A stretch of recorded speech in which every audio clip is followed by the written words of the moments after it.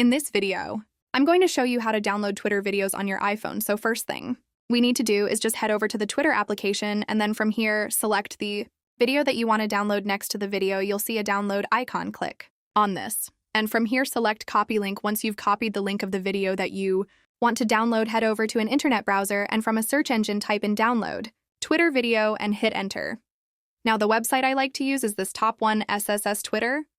Click on this, and in the search box, just paste in the URL that we just copied and hit download now. From the bottom, we'll have all of these download options, and just select the resolution that you want to download this video in.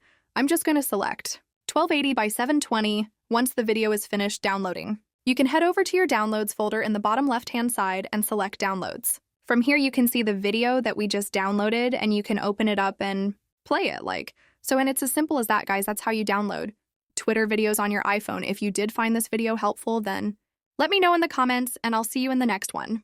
Thanks for watching.